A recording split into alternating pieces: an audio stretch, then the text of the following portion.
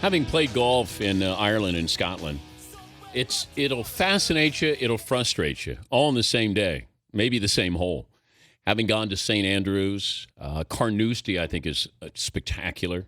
I like playing in Ireland, but when you play in Scotland and you think you hit a great shot, that's the thing. You can hit a great shot and then realize you didn't. Reward, risk, it's pretty fascinating there. I don't know if I could do it all the time. But it is fun to watch these guys play. And it's not like the U.S. Open where they just beat them up. And if you get even par or even one over, you could win the U.S. Open. At the British Open, it's a little bit different. Guys are scoring today. Weather's been pretty good for the last month or so. Brandel Chamblee of the Golf Channel set to join us. What would you say the biggest difference is between U.S. courses and those in Scotland and Ireland? Just the ball runs out. They're not so concerned, the Royal and Ancient, with what the guys shoot. Sometimes guys will shoot, 15, 16, 17, 18 under par. And when the Open Championship, they sort of let Mother Nature dictate how the course is going to play. I think Phil Mickelson earlier today was a little bit critical, or just a few moments ago, critical of the setup. But if you're watching, the wind is not blowing to the extent that it can there. So I think the Royal and Ancient, shrewdly set the golf course up a little tougher than they otherwise would have. What about starting times? That if you're starting at 4 in the morning, our time, or Tiger started about an hour ago, the difference in the time difference for these guys, how does that affect you opening round? It's a little awkward. I've played over there before. I think when I've had a 4:30 tee time in the afternoon, you get up, you don't know what to do with yourself. You're so used to being in the same routine in the United States, but you get up, you have breakfast, you watch golf, you have lunch, you watch more golf, and you get a little bit antsy, but it's an oddity. It doesn't really affect how you play. It's just an oddity and part of the uniqueness of the Open Championship. Tiger Woods, it seemed like every course, since he last won a major, every course seems to set up for him in a major. I don't know how it is, but every course seems to set up nicely for him. Why? How silly is that? Now, I haven't heard that this course at Muirfield sets up nicely for his game. Does it? I don't think any golf course sets up for Tiger the way it used to. He's much more limited in the way he plays golf now. He's almost eliminated the driver from his bag. He hits a lot of cut 3-woods.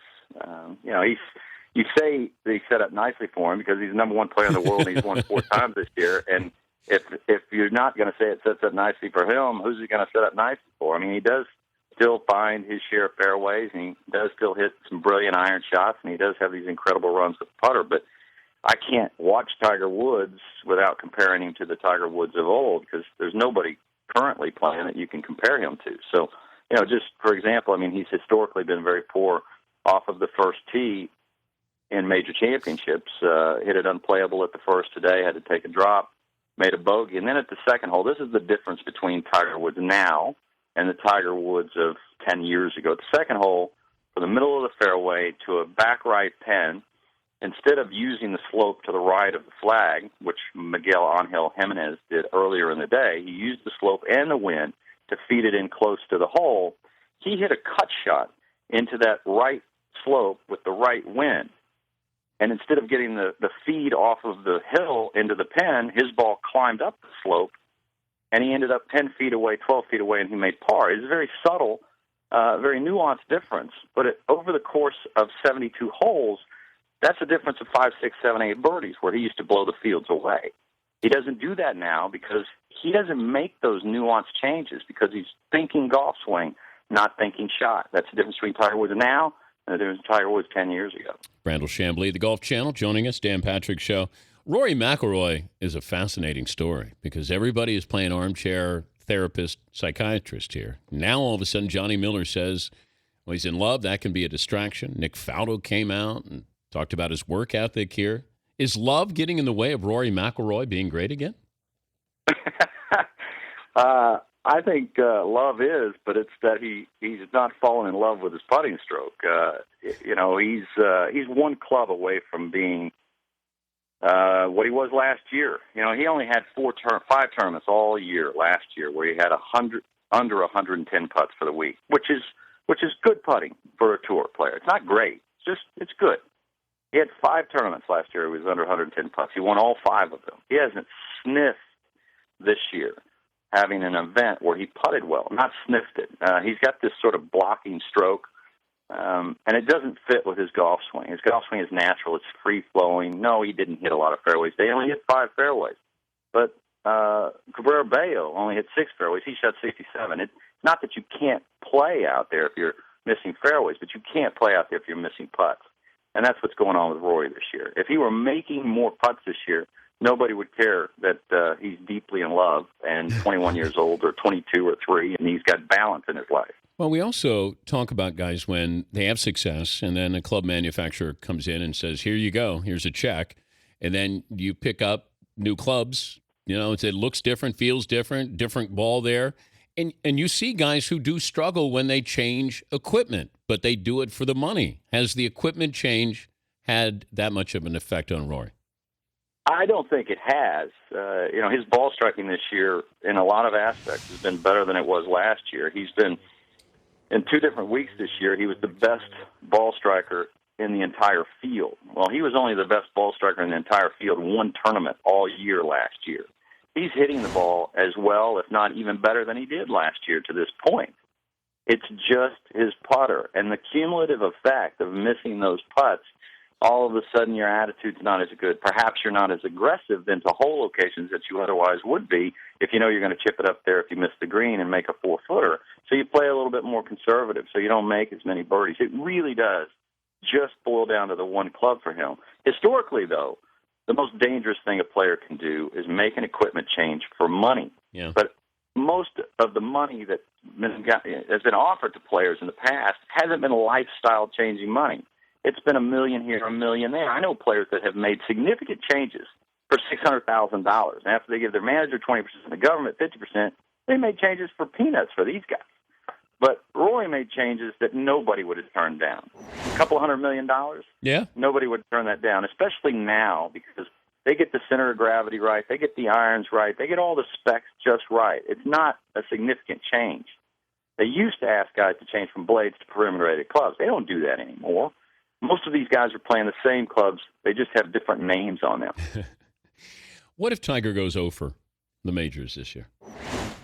Well, it wouldn't surprise me. The majors don't set up well for Tiger this year at all.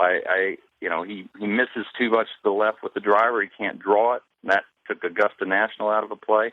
Now then, Marion, I thought did set up very nicely for him. I thought he didn't have to hit driver and he could hit those trap 3 woods. But unbeknownst to us, Tiger suffered an injury to his left arm at the Players. He didn't tell anybody. He didn't act like he was injured.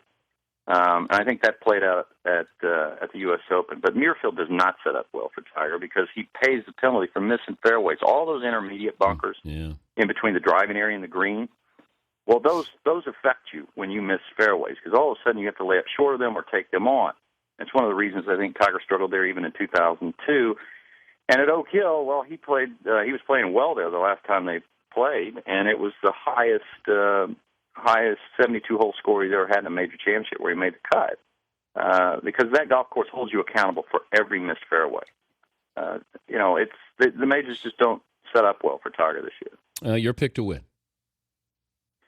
Phil Mickelson, I said at the beginning of the week, because the forecast was not for a lot of stiff wind. Today is what the forecast was supposed to be the entire week. If the wind doesn't blow, I like Phil Mickelson. He's got this club in his bag where, whatever you want to call it, it's a strong 3-wood, a weak driver, but nonetheless it encourages him to cover the ball, get up to his forward foot. When he does that, all of a sudden he can play golf. He can play tactician golf. I think Phil has gotten away with being cavalier throughout his career because he's so powerful and he can get over trouble. But here you need to play the corners and play tactician golf. I like Phil Mickelson if the weather stays this way. Yeah, I picked Snedeker. I don't know. Good pick thus far, huh? Well, I just think he's too good. He and Jason Day are the 2 guys that I just keep waiting for them to check into the winner's circle. But you know what? I'm a big Snedeker fan. I know he's got health issues, but I just think the way he putts, he's a good dude. Seems like he's pretty even keel out there. So I got Snedeker. Today he made 68, 6 birdies, played really well. And I, sometimes you just want to pick guys that you want to pull for. Yes. And he's an easy guy to pull for. You're right. I mean, really nice guy. Good to visit with you, Brandel, as always. And likewise, Dan. Great stuff. Brandel Chamblee, Golf Channel.